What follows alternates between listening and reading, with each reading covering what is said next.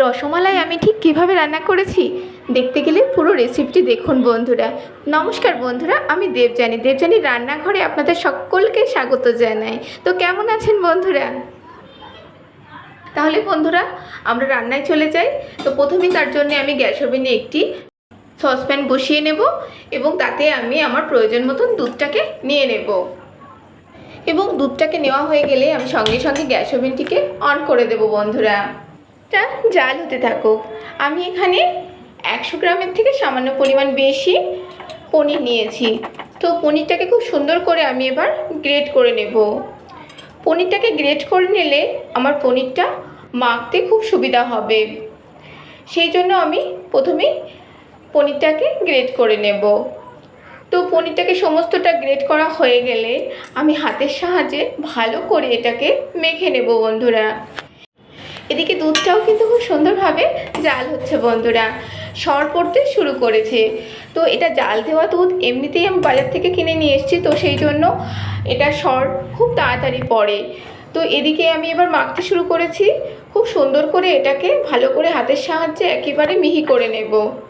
যত ভালো করে মাখা হবে এই রসমালাইয়ের রসগোল্লার যে বলগুলি সেগুলো খুব সুন্দরভাবে তৈরি হবে। তো বন্ধুরা আমার খুব সুন্দর করে মাখা হয়ে গেছে। এদিকে দুধটাও অনেকটা কমে এসেছে, সঙ্গে সঙ্গে খুব সুন্দর করে সর পড়তে শুরু করেছে। সর পড়লে এই রেসিপিটা আরও বেশি সুস্বাদু হয়ে যায়। তো এদিকে আমার এখান থেকে আমি লেচিগুলোকে ছোট্ট ছোট্ট করে কেটে নেব বন্ধুরা, এবং সমস্ত লেচিগুলোকে তৈরি করা হয়ে গেলে আমি রসগোল্লার বলগুলিকে তৈরি করে নেব।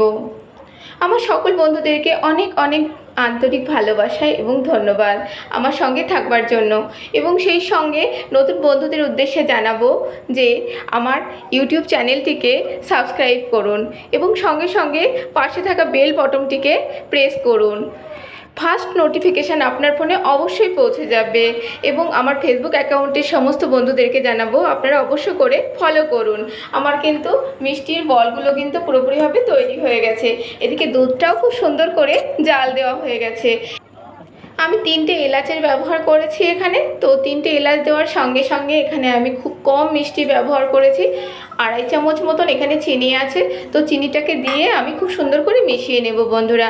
আপনারা বেশি মিষ্টি খেতে চাইলে অবশ্য করে এই রসমালাই রেসিপিটিতে বেশি চিনি ব্যবহার করবেন। তো এবার আমি একে একে ছানার বলগুলিকে তৈরি করে রেখেছিলাম সেটাকে একে একে ছেড়ে দেব এবং কিছুক্ষণের জন্য আমি এইভাবেই রান্না করে নেব।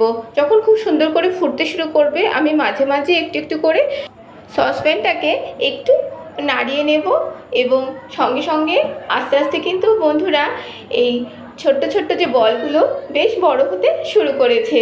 তো আমার কিন্তু রসমালাই রেসিপিটি প্রায় কমপ্লিট হয়ে গেছে।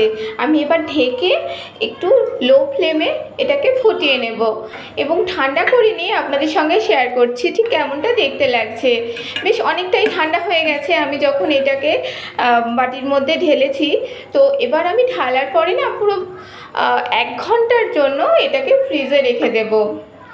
ফ্রিজে রেখে দিলে পুরোপুরি সেট হয়ে যাবে এবং বেশ ঠান্ডা ঠান্ডা রসমালাই খেতে কার না ভালো লাগে। তো বাড়িতে থাকা কয়েকটি মাত্র উপকরণ দিয়ে কিন্তু বন্ধুরা আমি এটাকে তৈরি করেছি। আপনারাও এরকম ঝটপট করে এরকম একটি রেসিপি বানিয়ে ফেলুন এবং পরিবারের সকলের সঙ্গে উপভোগ করুন।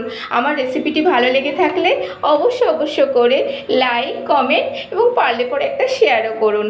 তাহলে বন্ধুরা প্রতিটি পর্বে একই রকমভাবে আমার সঙ্গে থাকুন। দেখা হবে আবার আগামী পর্বে। টাটা।